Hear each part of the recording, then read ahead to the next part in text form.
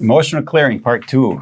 SoulSet Rising, podcast episode number 3. Yes. Here we go. This is part 2 of our emotions. Right. And I want to start this episode by reminding people that we are emotional beings, and emotions are actually really important.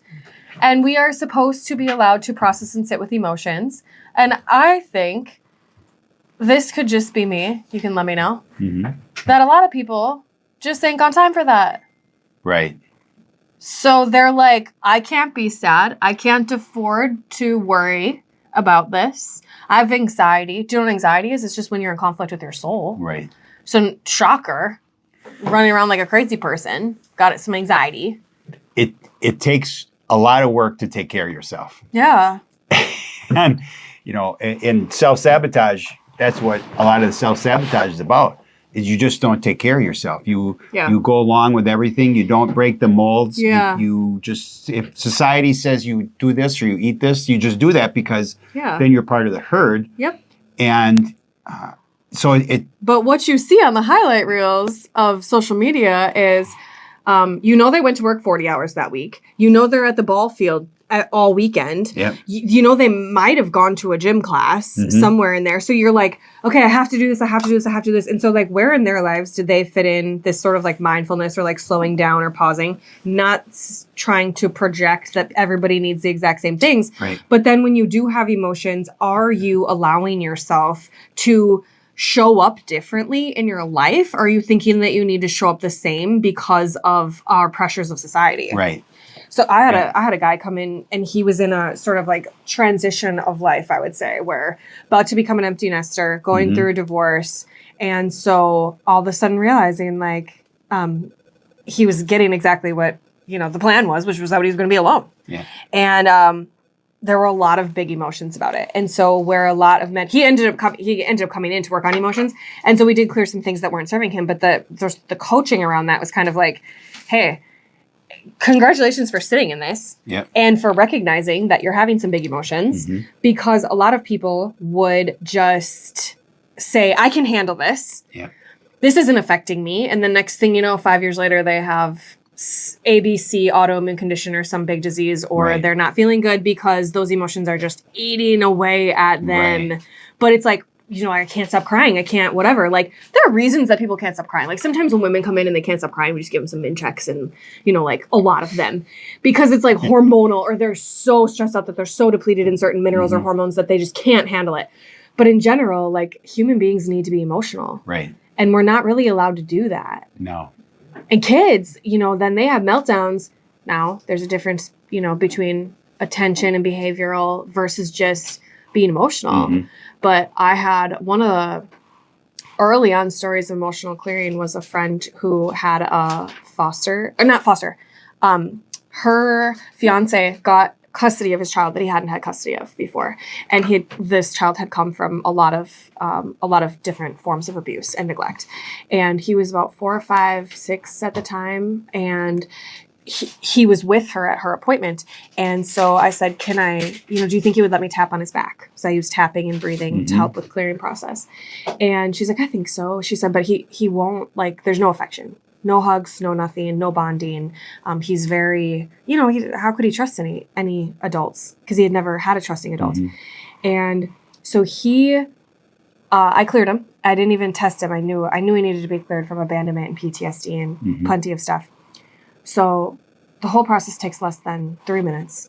I clear him. I said, listen, he's probably going to melt down later because these are big emotions and they need to come out. Yep. And kids, they're not going to be able to explain it, but it's going to come out in a meltdown or rage or doing something for attention. It's going to come out in some way. And she texted me the next day and she said, Alex, you were exactly right. Halfway through the night, like after dinner, he had a full-blown meltdown. She said, then he crawled in my lap and he stayed there for 8 hours. And he's hugged me 10 times since. And it never went away. And this is the same guy that couldn't hug. The same kid that had no affection. Right, yeah. So, but he knew how to get it out. And so then some adults are like, is this going to make me cry? And I'm like, oh, I hope so. Right. I mean, no, I don't say that. And actually, interestingly, most people don't cry. No. But people do have like kind of waves or big, heavy sighs. I'll yawn a lot when I'm clearing people because just moving energy. But I just wanted to bring in that reminder that we are emotional beings. Emotions are our guidance system in this life, and we need to be in tune with them. Yes, choose the feelings around them. The emotions come, but the emotions get to guide us. We get to decide what we do with those things. But if we're saying, I don't have time for grief, I don't have time for, to process this thing that happened, because we don't want to live in a world where we're just effect of everything that's happening to us. But we do live in a world where we're consciously co-creating with other human beings, and sometimes shit happens. So what do we do with that, right? And if we do nothing, it can kind of stack up. Yep.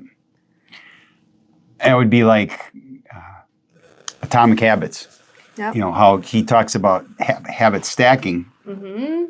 And if you do it and you do it successfully, it's incredibly powerful and effective, because you create, and this is about, ultimately Atomic Habits, the book by James Clear, is really about self-sabotage and overcoming self-sabotage, because if you create habits on top of habits, you are now reprogramming your subconscious. Yes. And then people start to do that, but they're inflexible. Yeah. And emotions are not like static. Right. We cannot predict. No. So the habits help us get through. And then that 1% better every day is kind of the idea. Right. But then you have those things, and those become tools. And then you have to have the flexibility to understand when and where to use them, and that it's not always going to go your way, right? So your emotions are going to stack, and if you don't take care of them, either yourself or with somebody, it's just going to get worse and worse. And you're going to have this feeling, this heavy feeling, and you probably at some point will get sick and sicker because you're not dealing with it. So what are some of the things that you use? How do you determine emotions and clearing? Yeah, so there are so many different ways. Remember, emotions are energy in motion. So to clear emotions, you're just moving energy. And so some of this energy is very dense. If it's creating, you've heard like pain in your neck. Like, how often is that pain in your neck someone in your life? Or parasite energy, someone in your life, but they're dense. They're creating very physical reactions and responses. So if you can already have this awareness that that's this thick, dense ice in your cells, and you have to break it up, turn it back into water so that it can flow, and then turn back into gas so it can move out of your body. That's why tapping is effective, because it's like, imagine how tapping is with your body. Like you're tapping on something, and it's moving energy because it's moving actual dense energy. Right. So breath where is do really you tap? Powerful too. On myself, I do a lot of the karate chop. Okay. And I tap other people's spines. Right. And so then that's, my kids will do that to me too. Yeah. So when remember I talked about when we went years ago for our first time, and he tapped along the meridian. Okay. So that starts right here, your pineal gland, and it goes all the way back, all the way down to your coccyx. Okay. And and I've seen other guys, they'll tap in the foreheads, but the Chinese meridian starts here, and it goes right down, right over your head, right down your back, down your spine. And he'll tap right there, tap there, tap there. He might even tap you on your forehead. You do all these things, and you actually feel the release of the emotions as you do this, okay? Now, as an example, Brenda doesn't use that technique. She uses... cold laser? Yeah, on the heart, okay, after she's done. And she does a little more than that, because she does actual clearing with her hands and her mind as she goes down. She'll actually start at your crown and walk all the way down through the chakras, through the body systems, because energy can be anywhere. It can be in any of our bodies, our systems. Yeah. And so we have our physical body, our emotional body, our aura. We have all these different layers of that. And so the emotions can be stored in our energy system, which would be the chakras, or it can be stored in our physical tissue, or it can be stored in our energy field. Right. And there's probably more, but that's where we work. Right. And so saying like, okay, let's work. She works crown down. Right. So oftentimes, people will have physical symptoms. And, Alex mentioned this right when we started, actually, in episode number 2, was that if one of your organs is blocked, it actually will affect your health. So could you expand on that a little bit? Sure. Think of the stressors again. So if we're now including emotions into the barriers to healing and the stressor things that go into the bucket of stressors, and your body dumps the bucket. So chances are that emotions are not the only stressor in that system or that organ, and they kind of attach to each other. Just like how parasites and fungus will live on heavy metals, they'll live on sugar, live on chemicals, emotions will attach to other things as well. And so if you can clear the emotion, then sometimes your body can clear the other stuff. Your body always wants to do it for you. And your nervous system wants to help you process the emotions if you allow it to. Right. And it wants to detox, and it wants to drain, and it wants to have healthy organs and glands and tissues. And so if you are ignoring those things and letting it stack up, now it's like one supplement doesn't do it because you have all these other things attached to it. And so emotional clearing becomes this side-by-side tool to say, like, hey, your body can actually detox more properly if you work on clearing the emotion. Right. And so that's how emotions can affect your physical body. Because it's just, even though it's a frequency of an idea or a thought, there's no difference between the energy or matter of a thought and the energy or matter of this desk, except for the speed of it. So the matter is slower. It's more dense energy. The emotions are faster energy, but if the emotions get trapped, they become slow. And now they're dense, and now they're stuck in the tissues. So I want to go back to something we talked about that is directly related to this, and that is why do they get stuck, right? And because it's been possibly very traumatic. Yeah. And it didn't get dealt with at the time. Yeah. Because your body, your mind and your body will try to process everything. And if you process it, it doesn't get stuck and it goes away.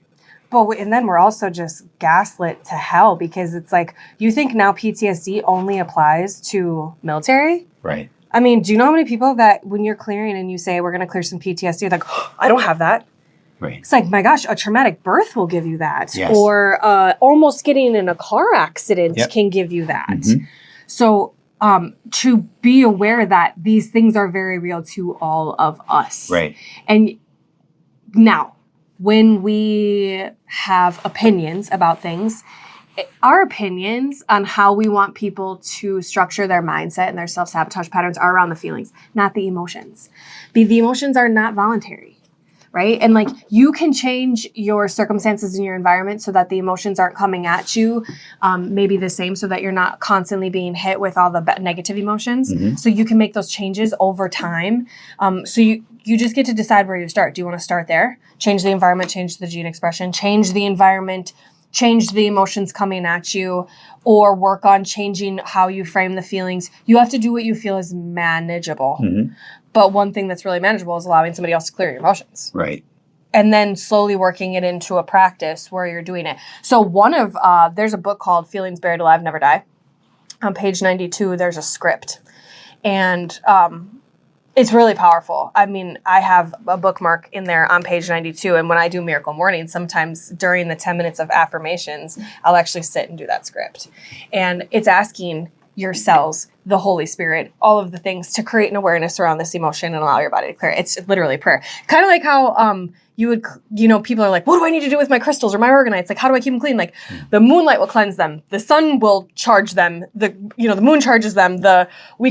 We can clear them by praying over them, saging over them. You can use sounds like just the Om sound. That frequency will clear that. It's the same for us as humans. So you can use prayer and meditation to help clear emotions because you're putting a really strong, powerful intention on it. Again, expecting that you have to show up for it, allowing it to be easy, but knowing that like you have to continue to do it. You can sage your body. You can just take, sage and do it. You can use a selenite wand. Remember when Mac was about maybe 9 and someone gave him a selenite wand and he was going like this to me. And I said, oh, what are you doing, Mac? And he goes, I'm cleansing out all the F words. Oh, jeez. because he just knows. Right. But Mac, I love the idea that we think that someone else has the answer. Mm-hmm. And so it's like, well, this person's certified in this emotional clearing technique and it's better than this one because of this, because somebody's trying to sell a book, right? Yeah. So that's just not true. There are reasons that people would want to duplicate a system that are very valuable. Right. But then there's all these other ways to do it. And so when my kids, so Bodhi was probably 2, Mac was 7 and maybe 6. We were laying in bed, so his brain comes alive at like 10 p.m. That's just how he's always been. And so we're laying in bed, and he goes, Mom, mind you, he's 6. This is a long time ago. We were just getting into this. He wasn't really exposed to it. He had never had his emotions cleared. He didn't really hear us talking about it very much at all. He said, I'm going to clear some emotions from you. And he went down and he put his palms on the bottom of my feet. And then he just closed his eyes and he channeled it all or whatever, moved the energy, and he pulled it out. And I said, do you need to open a window or something? And he goes, no, I already released it into the clouds. That's what he calls like the other realm, right? Like he calls it the clouds. Like, it's always been the clouds. God's in the clouds. Yeah. And so he said, I already released it into the clouds. And I'm like, that's beautiful. And so then he said, okay, hold on. Yeah, you're clear. And then he laid down next to me and he said, Mom, I need to cut some cords between us. And I'm going to cut everything, but don't worry. I'm going to leave our love cord and our laughing cord.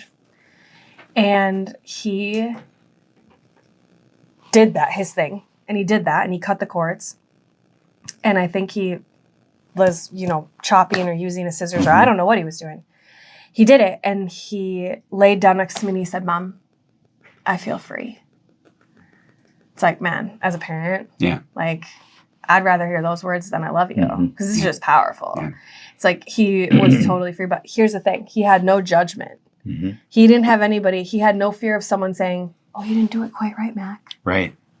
You were supposed to hold your breath longer, Mac. You didn't tap enough, Mac. He just freaking did it. Yep. And it worked. He's my kid. He used to sit with crystals and say, Mom, I get more energy from these crystals than I do from sleep.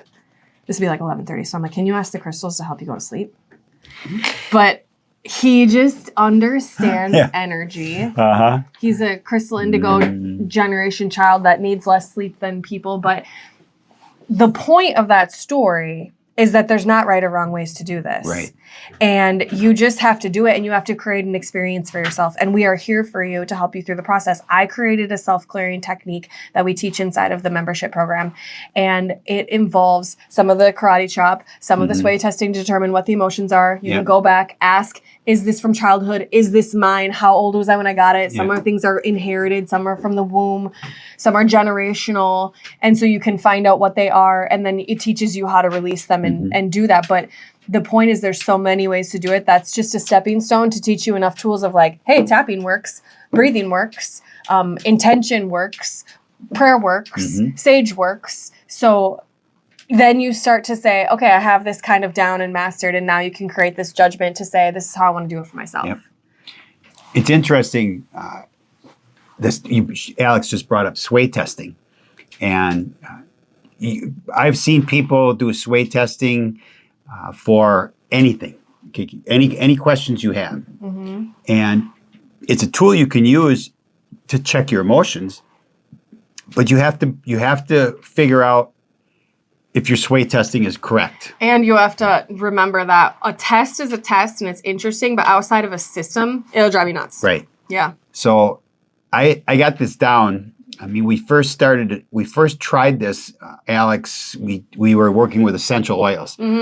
And you realize that when you are first introduced to this, I'm pretty sure the word I used was voodoo, okay? Because nobody believes it, right? Your body's not going to do this, okay? Because you don't know what you don't know. Yeah.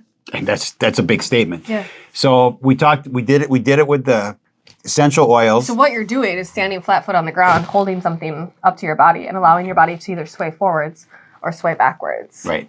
So you determine your own yes or no. You know, there are people that do it with pendulums, things like that. So I perfected this because Brenda has a very strict diet.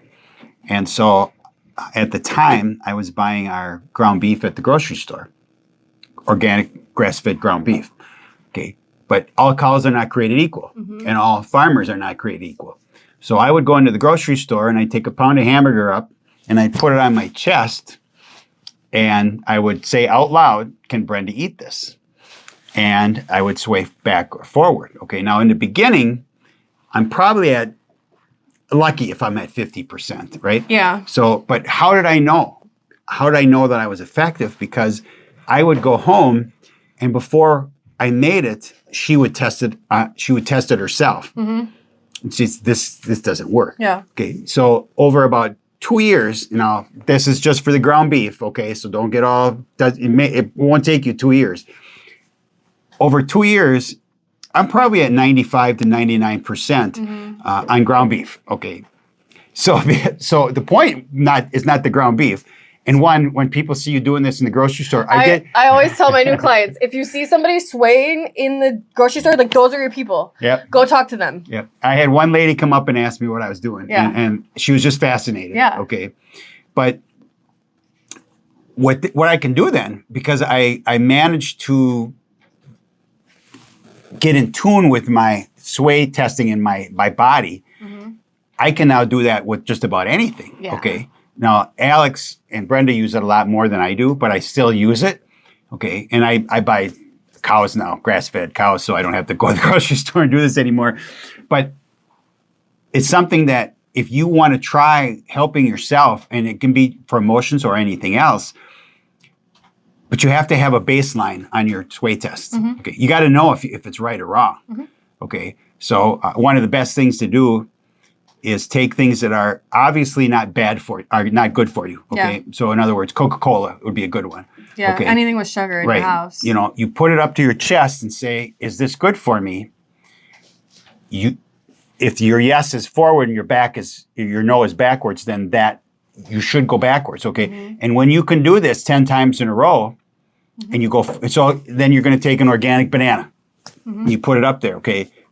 You should go forward. Yeah. Okay. If you've got this down. Yep. So you can use this, but then when you start to think about your emotions, okay, you say to yourself, okay, am I stuck? Do I have trapped emotions? An emotion to clear? Right. Yep.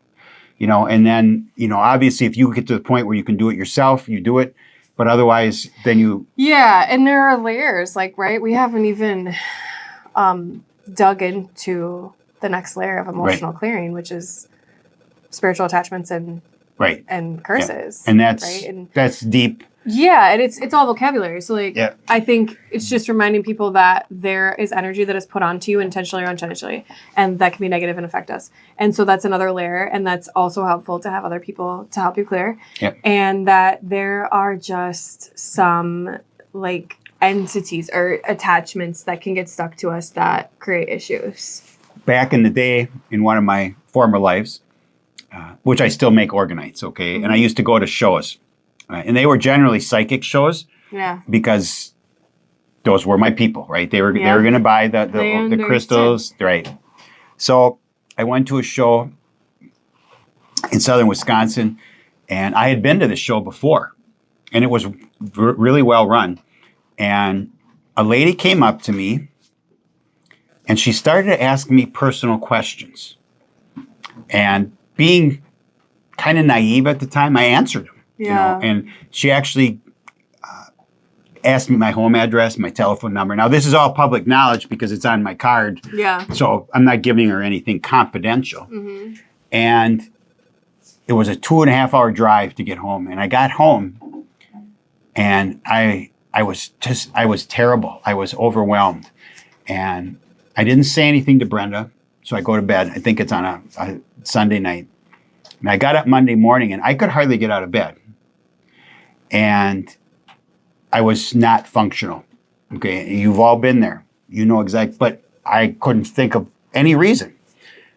And so I finally said to Brenda, I realized I have this access. I said, "Can you check me?" And I had been cursed by that lady when she got that information from me. So apparently, whatever the reason, I don't know her reason. And it took Brenda 3 days of clearing. It was that intense of a curse that she put on me. And I went back to that show 6 months later, and I talked to the lady that ran it, and we talked about it, and I said, and I described the woman, and she didn't come back that day. But the point here is that you can get cursed, and it's an emotional thing. Yeah.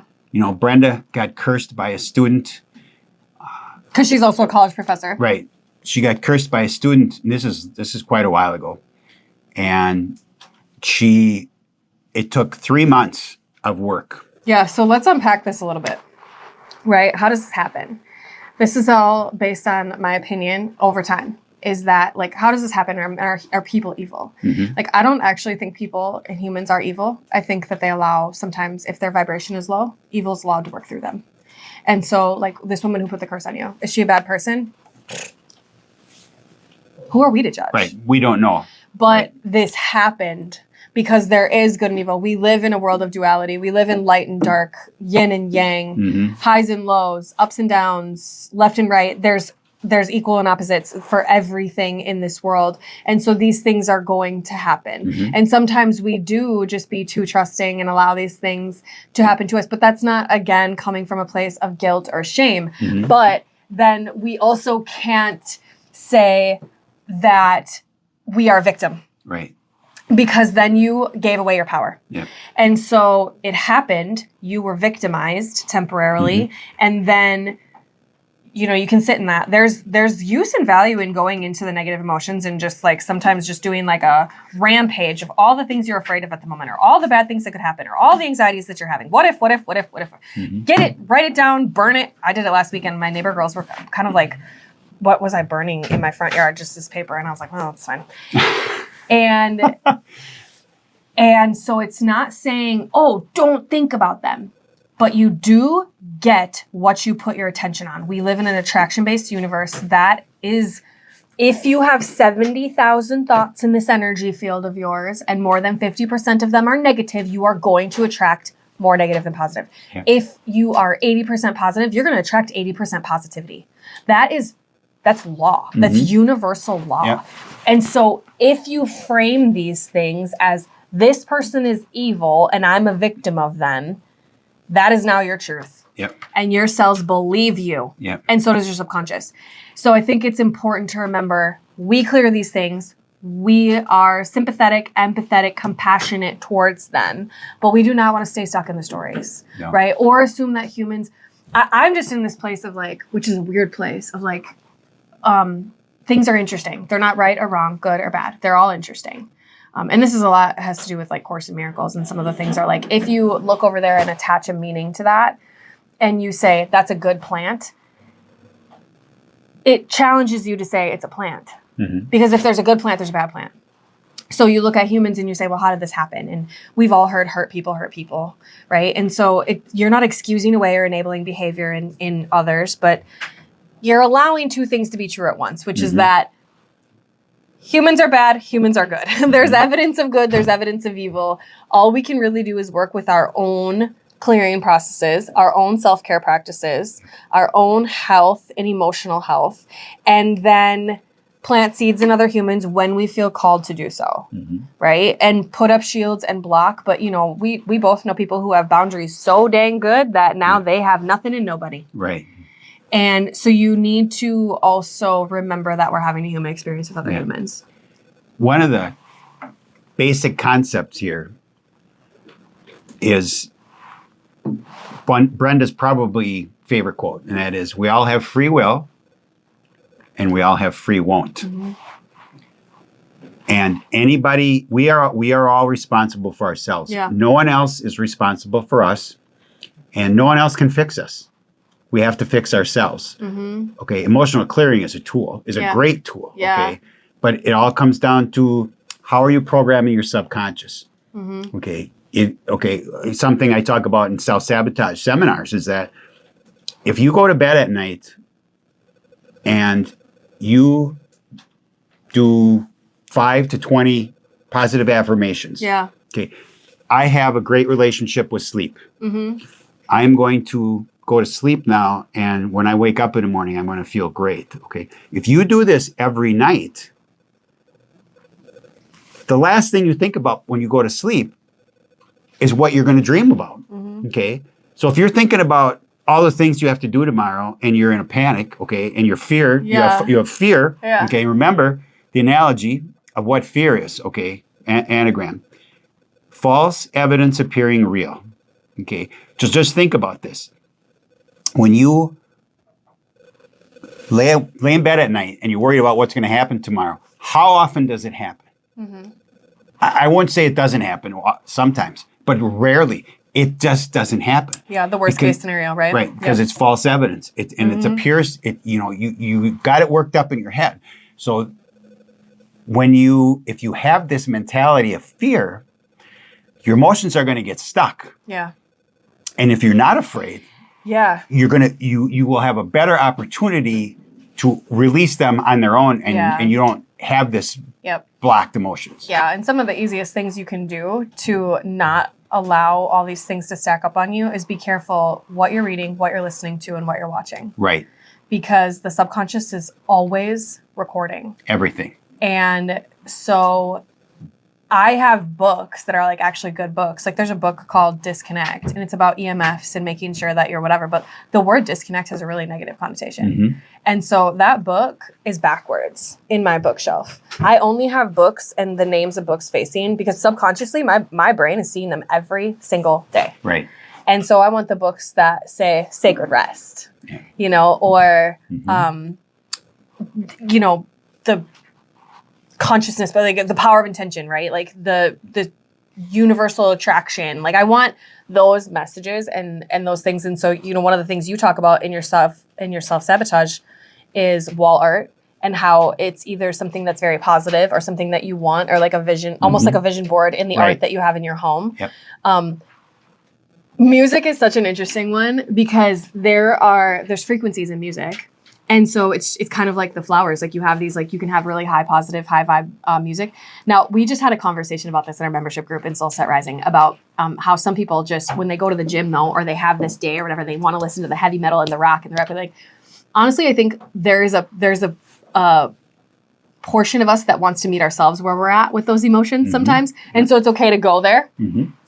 But if you're constantly listening to like, say, country music, which is almost all completely about drinking, and bad relationships. Right. I'm thinking, So, I mean, the subconscious messaging there, through no fault of their own, not any individual created this, but the collective did, is that drinking is an acceptable coping mechanism. It will make you happier. And it's the drug of choice, and we work for the weekends, and you're going to get heartbroken, and relationships suck, and humans suck. And that's the subconscious programming. Why? Because we are more drawn towards drama.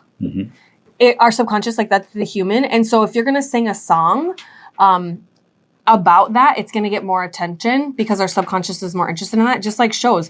We don't watch shows that have happy beginnings, happy middles, and happy ends. We're not drawn to that. Now, we don't have that in real life either.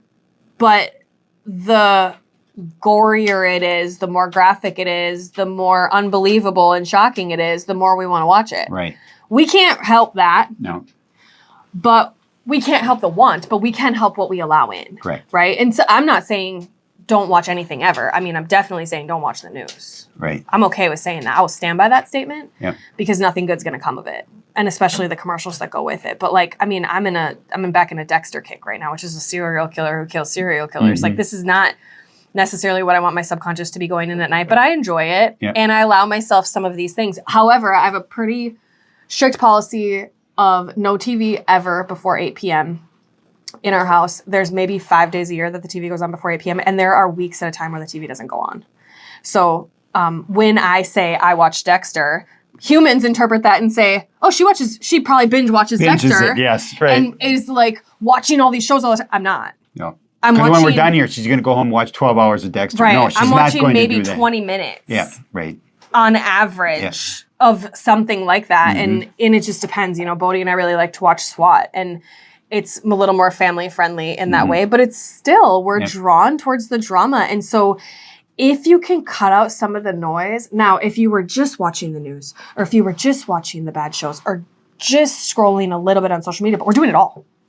And then you're comparing yourself to everything on social media. Your attention span is now less than 3 seconds. You know, it used to be 6 seconds. That's where Vines came from. Now it's way less than that. And you also can't even look at a freaking static picture. It has to be a video now. And we have so much noise and our brain is so on that you're not processing things. And so we need to remember that that is common, but that is not normal. Right. Big difference between common and normal. Yes. It is common to watch a lot of TV. I'm not saying I never binge watch shows. That's a huge treat for us. But is that self-care? Absolutely not. Like, that's not self-care. That's self-sabotage. Right. We just allow a little bit of it in every now and then and justify it and move on.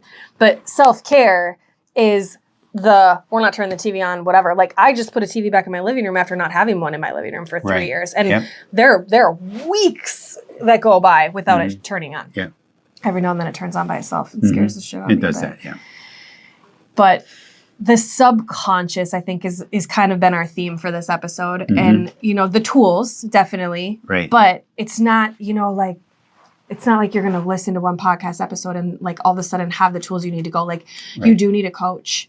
You need a community. You need to find a practitioner, and then you need to allow these things to unfold. Right. You know, when I started with even clinical nutrition, I didn't know anybody else who did it. And then slowly but surely, you have somebody to talk to. And then you have somebody to talk to. And that's why I created SoulSet Rising, because it's a community of it. There's an ironic thing that she just talked about, and it seems like this is a sales pitch, because it sounds like a sales pitch, and I admit it. Okay. But any good coach of anything has coaches. And expertise, conflict of interest is the price of expertise. Every single person on this earth who's selling something has a conflict of interest because they're making money off of it. We're passionate about this, but our heart's in the right place. So yes, are we selling it? Oh, heck yeah. But I don't sell things I don't believe in. No. And so realize that you say, well, you're just saying that because you want my money. Okay? We didn't get where we are on our own. That would be the point. We had, I've had 3 or 4 different coaches now. And Alex has had more than that. Practitioners, mentors, schools, coaching. I'm in the tens, if not over 100,000 that I've invested into my own education, personal development, all of that. And that is the biggest and best investment you can possibly make, because you're betting on yourself. Like, people will invest into a 401k because they want to see the return in their retirement. People will invest into their kid, but like, who's investing into themselves? You'll invest into dinner, you'll invest into a vacation because you know what you're going to get. But a lot of people don't have a budget for like for their actual self-care or their growth and development. But it's the most important investment we can make. And so people can say, well, I don't have room for it. And it's like, well, then all you're saying is that it's not a priority to you. So we're going to wrap up, but not immediately. But the conversation is what, as a result of this hour and a half of these 2 episodes, you know, what can you expect if you try to clear your own emotions? And or if you come and get it cleared by Alex or Brenda or even another good practitioner. And all practitioners are not created equal. I'm not here to say who is who, because actually I probably don't know. We'll only refer to the ones that we do know. Exactly. But you know, what do you see? What do you see from people after they've been cleared? Honestly, take that word clear and like put clarity, right? Like, they have more mental clarity and they have more mental capacity for space for life because those emotions aren't holding up all the space. So they are what you see, and it's sometimes subtle, and this is like hard to explain because it's not like a this symptom went away, right? But their vibration starts to raise. They start to maybe say, after they're consistently having emotions clear, like, it's easier for me to wake up in the morning. I'm getting better sleep. I'm choosing better foods. I'm taking my supplements consistently because they could. And you know how in the beginning you said, how do you know if you need your emotions cleared? You just feel off. You can't explain it. When you get your emotions cleared, you just feel better. And it's hard to explain because it's the 6th sense. Because we're so tangible, like our 5 senses of touching and seeing and feeling and hearing and tasting. You can't explain energy. And so it can show up just how it can show up in the bad ways, in ways you wouldn't expect. It can show up in the good ways that you wouldn't expect as well. Some of the most, I think kids are really good examples because it's so dramatic. It's like, oh, they're not wetting the bed anymore. Oh, they're going to sleep at night. The nightmares are gone. And sometimes people need B vitamins for that too in a parasite cleanse. But, a lot of times you can say with the kids, like, oh, they had this meltdown on the other side, their emotions were way more regulated and they could recover from things. And so, gosh, one thing we didn't even touch on in this episode, so now we got to come back in episode 3, is the actual supplements we use. Right. Because we do use homeopathics and flower essences because how herbs and food are medicine for our physical body. Flowers are medicine for our emotions. And so we use a lot of flower essences. We use them in this form of mists, which is like sticking your face in a bouquet of flowers. Yep. We use them in honey elixirs that you can put in your mouth or in your water. We use oils, the anointing oils that go into your bloodstream and you can smell. Your olfactory nerve and your sense of smell is the greatest connection to your emotions. And so scent is really, really powerful in emotional clearing. We actually do it also. We haven't done this in a long time, but like an emotional clearing around essential oils and like having a release oil and a therapeutic oil. But we have homeopathics that help regulate people. Sometimes if you have nothing else with you and you have somebody's sick or something, if you just get ME support, which is mental emotional, right, and give it to them, all of a sudden they're better because you took enough stress off of the body that the body could figure out the other ailments. Right. Yep. So, it's like saying, well, what can you expect after you see a parasite cleanse? Some people, it's like, oh my gosh, I'm going to the bathroom regular. I don't have diarrhea anymore. I'm not constipated. I don't have headaches. My brain clarity's there. And then some people are like, okay, I did a parasite cleanse and going about my life, maybe I'm okay. Probably things are better. It's like that with emotions. Right. It's a different experience for everybody, but there's nobody that it couldn't help, or at least having the awareness, right? Generally speaking, it's going to help. Bold statement, 100% of the people. Okay. Now, when I make that statement, 100% of the people aren't necessarily happy about being helped. Yeah. Okay, because you've cleared some emotions that they may have clung to. I did have a lady ask me to put them back once. So, right. She was dead serious too. We cleared a bunch of stuff from when she was 6 years old, and at the time she was in her 50s, and she did not know who she was after she got those emotions cleared. Because of her identity revolved around that. Yeah. Yep. So, and she knew she was like better without them, but she didn't know who she was. Right. So realize that if you can unblock your emotions, things in general are going to be better. Sometimes dramatically better, sometimes a little bit better. Sometimes you may not notice, but you are going to be better because this is physiologically real. So, there might be emotions trapped in your brain or your subconscious, but they can be trapped anywhere. Yeah. Okay. But then if you can work on your subconscious, you maybe have the opportunity to avoid having more emotions blocked. Yeah. Because you're working on yourself. Right. Like the healthier you eat, the healthier you get. The more you work out, the more muscle you build, the more fat you burn. It's the progress isn't like the progress works on itself, right? It continues to like add on itself. So that's the same thing with this. The more consistent you are with it, the better. Right. Yeah. So.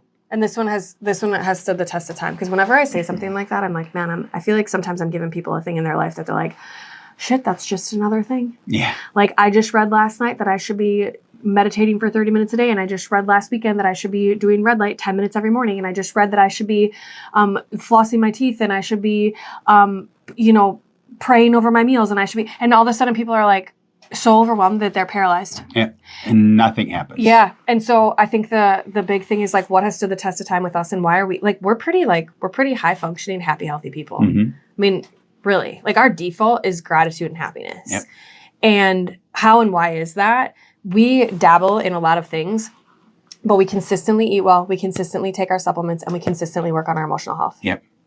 And then you and I because of just the nature of the human beings that we are, have to create and build and bring visions to life. Right. Which is like you with your group and me with SoulSet Rising and building businesses and creating communities, like, because we are not fulfilled if we don't do those things. But that's different for everybody, right? But at that base core thing, it's like, I think we can agree that eating well, moving your body, you know, you're out for walks all the time. I go to the gym, go for lots of walks. We work on our emotions. We have all these other aspects that, you know, like our spiritual health, our relationships and friendships and all of those types of things. But it's kind of tertiary to the core of like, eat well, move your body, take your supplements, work on emotions. Right. Yep. Yeah. So she did a really good job wrapping up. Bring it all in. She sure did. Bring it together.